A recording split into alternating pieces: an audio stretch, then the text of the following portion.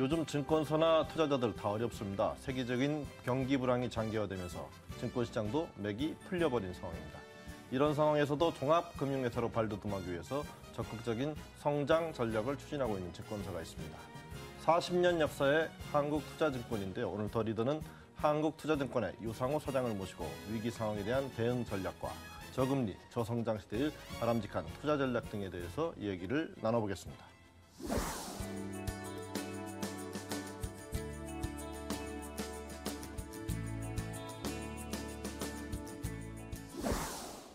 선생님 바쁘신데 자리해 주셔서 감사합니다. 고맙습니다.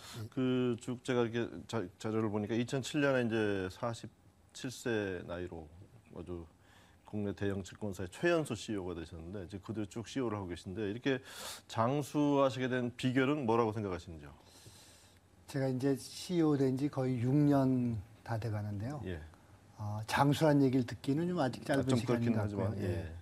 근데 뭐 그간에 나름의 성과가 있었다면은 이거는 제 성과가 아니고 저희 회사의 성과고 우리 직원들의 성과니까 직원들이 한 마음이 돼서 믿고 따라준 덕분이 아닌가 이렇게 생각을 합니다. 예.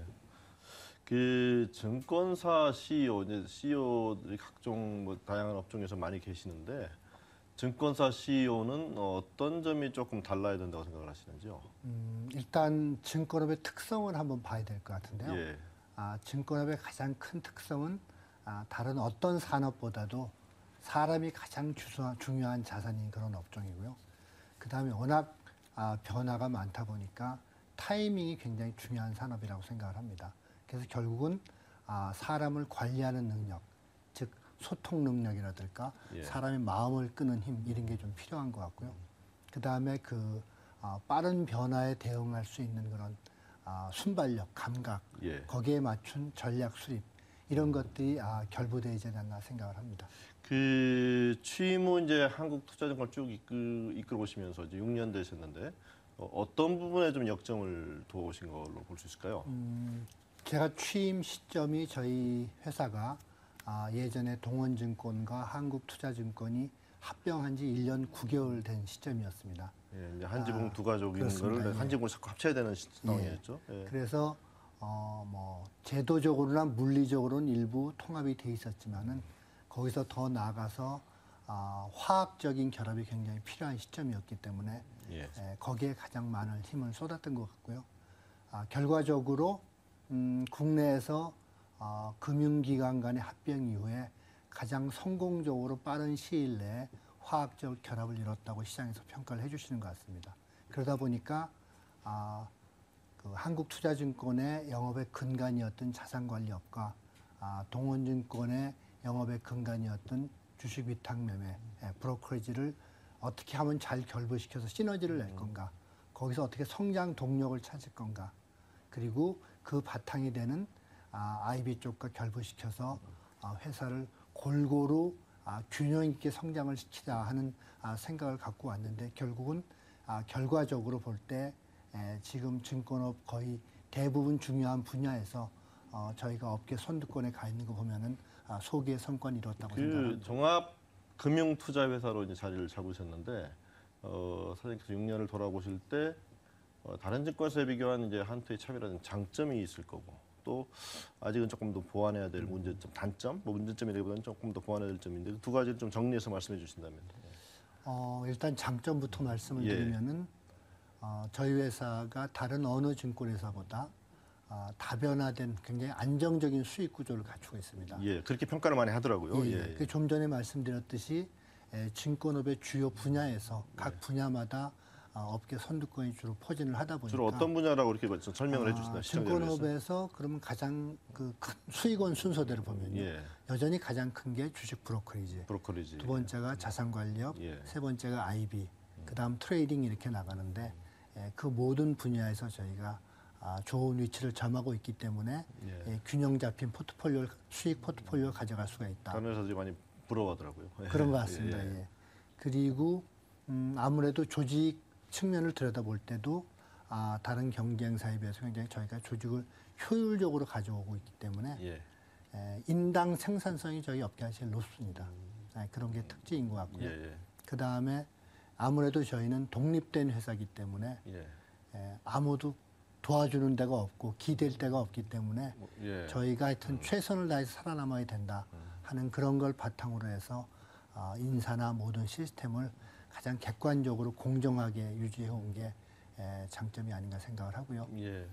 하나 아쉬운 점이 있다면은 저희 힘으로 모든 걸 해야 되다 보니까 사실은 이 고객을 쌓아 나가는 거나 그 자산 증대하는 속도가 사실 제 욕심에는 좀 못 미치는 게 사실입니다. 정말 어렵습니다. 경제 뭐 미국 금융 위기에 이어서 또 유럽 재정 위기, 또 국내로 보면 뭐 이제 부동산 시장 침체라든가 또 실업 문제, 뭐 가계 부채 문제 쉽지 않은데 이제 그런 와중에서 이제 뭐 증권 시장 그의 반영으로서 좋지 않거든요. 지금 어떻게 보고 계시는지? 일단 뭐 원래 주식시장은 지수의 등락을 떠나서 역동성이 많이 떨어졌다 그럴까요? 예. 그래서 굉장히 그 침체된 상황이 있고 그러다 보니까 뭐 고객들도 그렇고 업계 종사자들도 많은 어려움이 있는 게 사실입니다.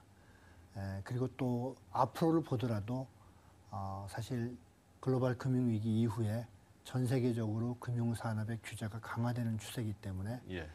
금융업에서 미래 성장 동력을 뭘로 찾아갈 거냐도 사실은 좀 의문이 가는 게 사실이라서요. 많은 회사들이 어떻게 보면은 많은 증권사들이 한계 상황에 좀 도달해 있는 게 아닌가. 그리고 투자가들도 굉장히 어려운 상황에 있는 게 사실입니다. 예. 그 지금 말씀하셨으니까 두 가지로 나눠서 질문을 드리면 좀 위기 상황인데 회사는 어떻게 또 대응을 해나가실 생각이시고 이런 위기 상황에서 또 뭐 지금 뭐 저금리 저성장 얘기도 한다면은 그런 위기 상황에서 투자자들에게 바람직한 뭐 재테크 전략이나 투자 전략을 조언해 주신다면 두 가지로 질문 좀 드리겠습니다. 일단 회사 입장에서 본다면은 이런 이제 위기 상황이 뭐 영원히 계속된다면은 뭐 이거는 판이 깨지는 거겠지만 예. 또 이런 과정을 거쳐서 다시 돌아설 텐데 그동안 고객들의 신뢰를 얼마나 더 회복을 하느냐 그리고 앞으로 변화하는 환경에 맞춰서 고객들에게 얼마나 다양한 상품을 공급할 수 있는 능력을 갖추느냐 하는 게 중요한 것 같은데요. 우리나라 국내의 개인들의 금융자산이 급속한 속도로 증가할 것은 뭐 예측이 되기 때문에 그 고객들의 니즈에 맞는 상품을 갖고 제대로 된 종합자산관리 서비스를 여하이 제공할 수 있겠느냐 하는 게 관건이 될 것 같고요. 투자가들 입장에서 본다면 역시 이런 상황에서는 아무래도 기대 수익률을 좀 낮춰잡고 리스크 관리를 좀 하는 투자, 소위 요새 말하는 중위험 중수익 그런 투자에 좀 관심을 더 가지시는 게 좋을 것 같고요.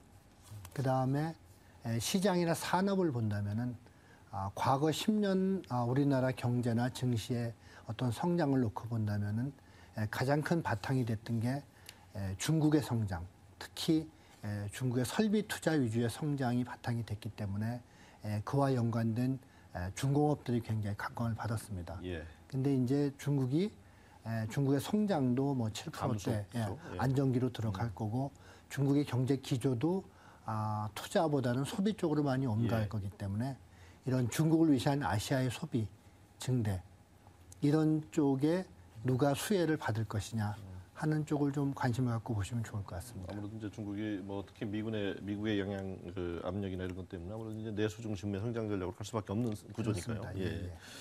다시 이제 국내 증시 증권사 상황을 들여다보면 지금 뭐 이제 증권사들 뭐 사실은 다른 시장에 비해서 사실 어떻게 보면 좀 우후죽순하게 너무 많이 난립해 있는 상황이기도 하지 않습니까? 그렇습니다. 그러니까 뭐 거의 5, 60개 이상이 뭐 이렇게 있다 플레이어들이 많다 보니까 이제 수익성도 악화되고 또 뭐 10여 곳이 매물로 나와 있다. 정상적인 시장이라면 이제 증권사가 증권사를 인수하는 형식이 돼야 될 때 다 같이 어려우니까 또 그것도 곤란하고 증권사의 바람직한 구조 조정의 방향에 대해서 어떻게 생각하고 계신지요?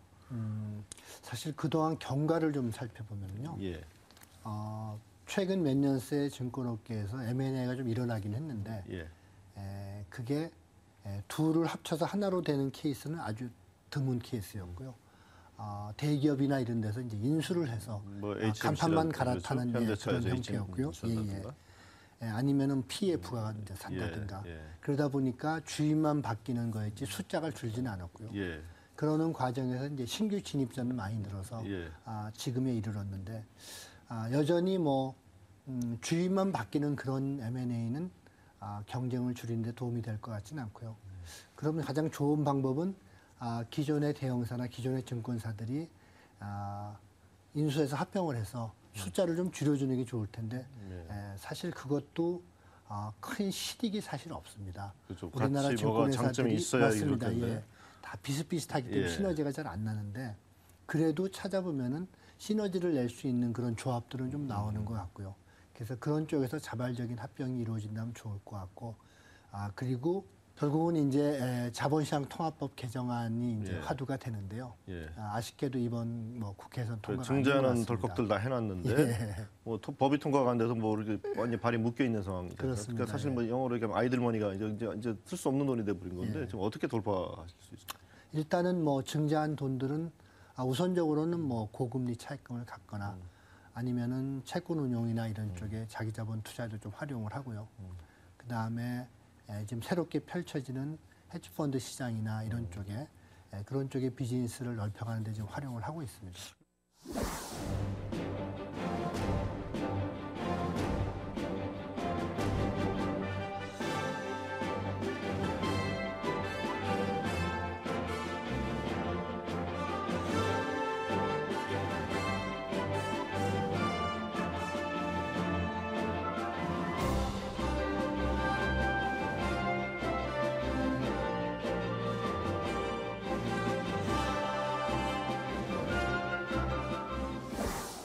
지금 어찌됐건 이제 국내 상황도 좋지 않고 또 국내 시장은 뭐 포화 상태. 그러니까 이제 여기에서 사실 우리가 뭐 생각할 수 있는 해결 방안은 외국으로 나가는 거. 많이들 얘기를 해오셨는데 또 한국투자증권이 2020년까지 이제 아시아 투자은행 탑 5로 이제 비상하겠다는 계획을 세우시는데 그 계획에 대해서도 어떻게 실행해 나가실 건지 좀 설명을 좀 해주시죠.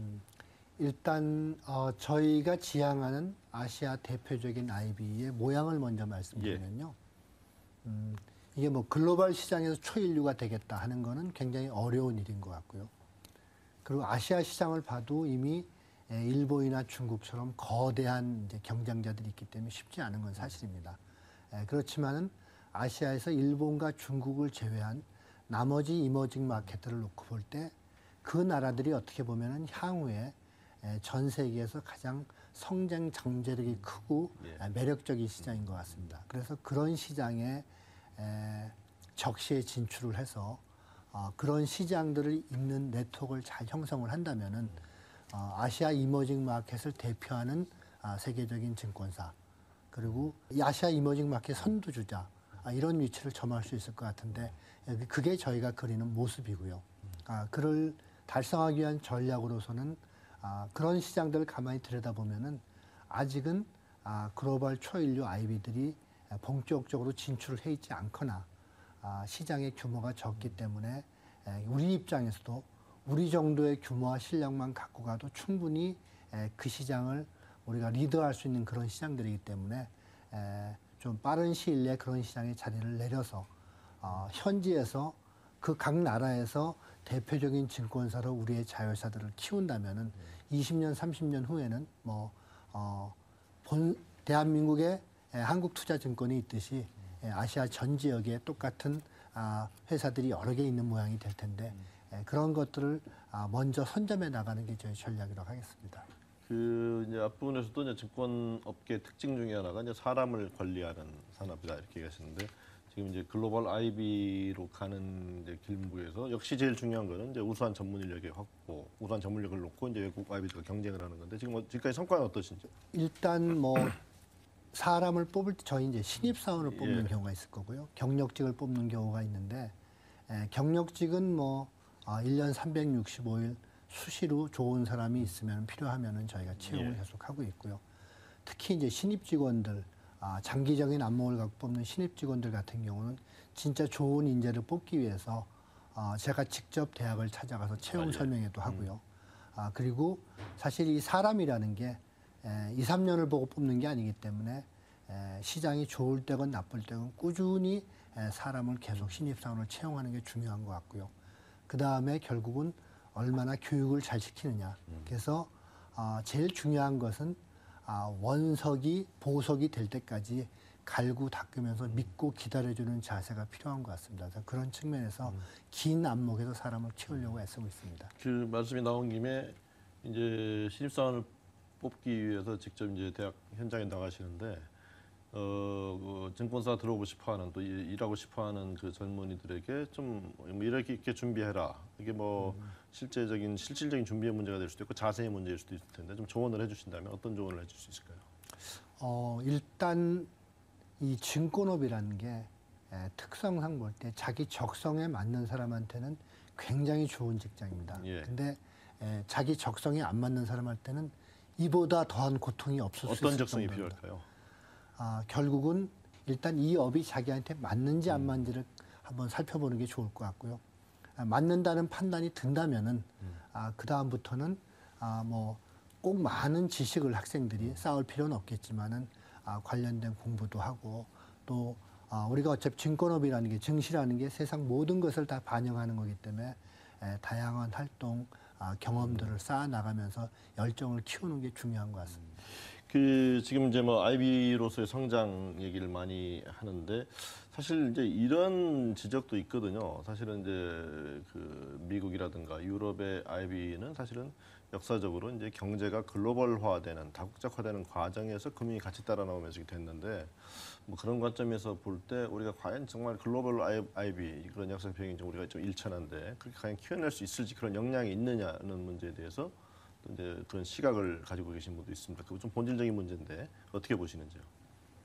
아까 제가 잠깐 말씀드린 예. 것처럼 한국의 IB가 그러면 글로벌 초인류가 될 수 있겠느냐? 예. 정말 전 세계 시장에서 1, 2등을 다투는 예. IB가 될 수 있겠느냐는 굉장히 어려운 문제라고 생각을 합니다. 예.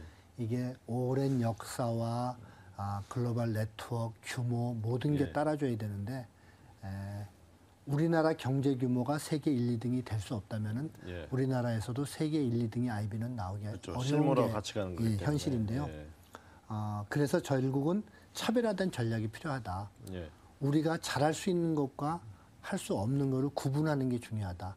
그래서 글로벌 선진 시장에서도 우리가 잘할 수 있는 분야에 집중하고 예. 아까 말씀드렸듯이 우리가 가서 리더가 될 수 있는 소위 이머징 마켓에서 그 이머징 마켓에서 우리의 가장 큰 강점은 우리가 지난 수십 년 동안 쌓아온 경제나 자본시장의 성공시나 그 경험이 우리의 가장 큰 장점입니다. 예. 그런 장점을 살릴 수 있는 그런 시장에서 우리 특화된 한국의 IB 모델을 갖고 경쟁을 한다면은 세계 시장 내에서도 그래도 인정받는 주요한 플레이어는 될 수 있지 않을까 생각을 합니다. 예. 그 국제 업무하면은 이제 사장님 뭐 2등 하라면 좀 서로 좀 서운한 그런 느낌이 드실 정도 이제 그 런던 현지법인 부사장 어느 증권사에서 예, 그때는 대우증권에 대우증권, 근무했었습니다. 그래서 예. 그 런던에서 거래되는 한국 주식 거래량의 5%. 그래서 뭐 전설의 제임스는 영어 이름이신가요? 예, 제 영문 이름입니다. 어쨌든 상당히 그 명성이 높으셨는데 그 비결은 어떤? 일단 뭐 낯선 지역에 가서 낯선 사람들하고 영업을 이제 초창기부터 시작을 했었는데요. 예.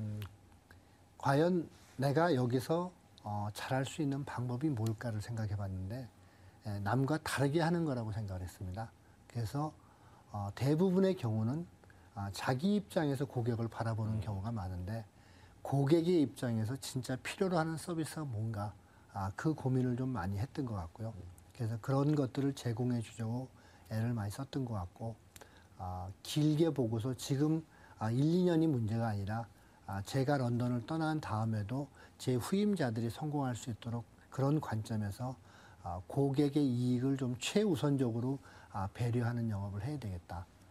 그리고 그러기 위해서는 인내심이 필요하겠다는 생각을 했는데 대부분의 경우에 보면은 어떤 특정 고객이 한 1년, 2년만 비즈니스가 안 나와도 대부분 세일즈맨들이 이제 포기를 하고 물러섭니다.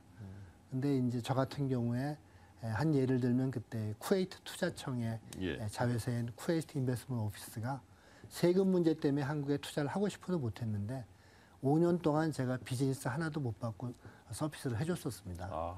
그러다 보니까 다른 경쟁자들은 다 떨어져 나가더라고요. 결국은 만 5년이 지난 다음에 거래를 하기 시작했는데 그 문제가 해결돼서요. 그런 것들이 모아져서 그래도 조금은 소기의 성과를 거두지 않았나 생각을 합니다. 지금부터는 이제 업무 관련 디테일한 것보다는 이제 주로 이제 경영 철학, 뭐 인생 철학 이런 게 좀 질문을 드리겠는데 증권회사라는 게 사실 이제 다른 업종과 달리 시장 상황에 따라서 워낙 부침이 심한 업종이고 또 아까 말씀하신 대로 이제 사람을 관리하는 업종이라서 조금 다를 것 같죠. 조금 더 포괄적인 의미에서 증권회사를 운영하는 사장님의 경영 철학 이렇게 여쭌다면 어떻게 답을 주실 수 있겠습니까? 일단은 그 회사를 경영하는 목적이 예, 회사를 포함한 뭐 고객이나 직원들에게 이제 만족을 주기 위한 건데 그 기본 바탕에는 직원들이 있다고 생각을 합니다. 예. 그래서 직원들이 행복해야지만 고객을 행복하게 해줄 수 있다. 행복 경영. 예, 그렇습니다. 제가 이 업계에 입문한 초기부터 나름대로 가져온 생각이 나하고 같이 일하는 사람은 무조건 행복해야 된다 하는 생각을 갖고 있었고요. 그래서 뭐 조금이라도 그거를 실천해 보고자 애를 썼던 것 같은데 그런 것들이 저희 직원들하고도 많이 교감이 되는 것 같고요. 결국은 좋은 회사라는 것은 직원들이 출근하면서 회사 문을 열고 들어올 때 마음이 설레야 되고 또 퇴근하면서 회사를 떠날 때 마음이 편안한 직장이 좋은 직장이 아닌가 생각을 하는데요. 그런 분위기를 만들기 위해서 제도적으로나 심리적으로나 직원들과 같이 노력을 해왔던 것 같습니다. 그래서 결국은 제가 생각하는 최고의 회사라는 거는 최고의 인재들이 모여서 최고의 성과를 내고 최고의 보상을 받는 그런 선순환 구조가 도는 게 최고의 회사라고 생각을 하는데 그런 모양을 만들기 위해서 지금도 같이 노력을 하고 있습니다. 말씀을 듣자니까 거기 가서 일하고 싶은 느낌이 들 정도로 완전 그 분위기가 느껴집니다. 지금 뭐 은퇴를 지금 뭐 거론하기는 이릅니다만 어쨌든 말씀하신 게 이제 뭐 나중에 이제 은퇴를 하시게 되면 행복을 나눠주는 요리사가 되고 싶다고 하셨는데 어떻게 그런 생각을 하세요? 또 요리 실제 잘 하신다면서요? 기회가 되면 좀 배우려고는 하고 있는데요. 예. 사실 요리를 해본 지는 꽤 됐습니다. 제가 미국 생활, 영국 생활을 오래 했었는데 예. 결혼 직후였으니까 하여간 뭐 20몇 년 됐죠. 그리고 외국 살 때는 주말마다 요리를 했던 건 사실인데요. 서울 귀국하고 나서는 뭐 거의 못하고 있는데 최근에 좀 요리를 배웠었습니다, 다시. 근데 제가 요리를 하면서 항상 느끼는 것은 요리는 정말 가장 창조적인 예술행위다. 100사람이 똑같은 재료를 갖고 똑같은 요리를 한다고 해도 백인 백색이 나오는 게 요리라고 생각을 하거든요. 그래서 이 요리를 하면서 얻는 어떤 창조적인 기쁨 이런 게 참 좋은 것 같고요. 결국 요리를 한다는 것은 누군가와 같이 그걸 나눈다는 거기 때문에 나눔의 기쁨을 같이 얻을 수 있어서 요리가 좋은 것 같습니다. 창조적 예술 행위가 요리. 예, 아주 마음에 와닿는 말씀이시죠. 저도 해보고 싶습니다. 사실 이제 어느 업종이 됐든 이제 그 CEO는 사실은 뭐 자기 관리, 체력 특히 금융기관이다 보니까 신뢰가 중요하니까 자기 관리, 또 체력 관리, 또 무엇보다도 스트레스 관리 뭐 되게 중요할 텐데요. 어떻게 하고 계시는지요? 일단 뭐 체력을 위해서는 새벽마다 출근 전에 한 1시간 반 정도씩 운동을 하고 있습니다. 뛰는 거 하시는 거예요? 근력 운동도 하고 뭐 유산소 운동도 예. 하고요. 예. 그리고 이 정신적인 건강을 위해서는 제가 예전부터 이제 지키고자 하는 게 있는 게 인생을 스타카토로 살자. 스타카토. 그래서 예. 그래서 고민거리나 이런 것들을 집중적으로 고민하고 해결책을 찾되 너무 질질 내려가면서 거기에 휘둘리지는 말자 예. 하는 생각을 갖고 살고 있는데요. 좋은 말씀이시네요. 예, 예. 그런 것들이 아무래도 좀 스트레스 관리하는 데 도움이 된 것 같고요. 예.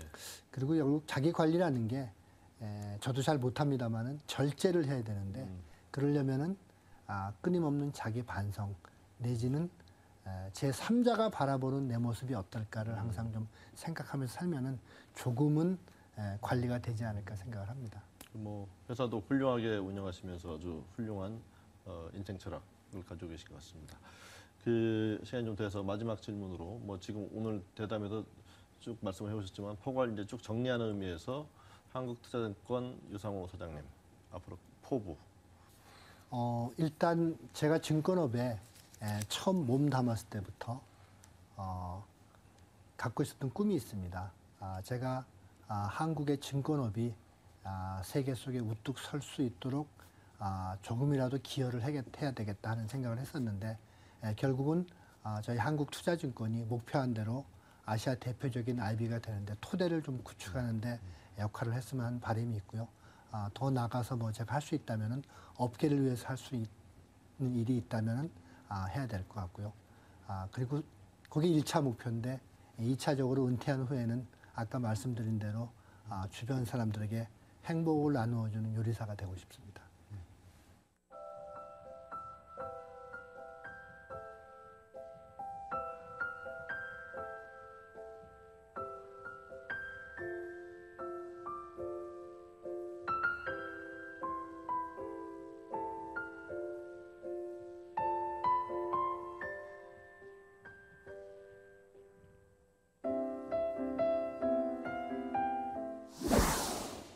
예, 증권시장이 무척 어렵습니다. 이런 상황에서 유상호 사장은 투자자들에게 기대 수익률을 낮추고 리스크 관리를 하면서 중위험, 중수익 중심의 투자를 해나갈 것을 권고했습니다.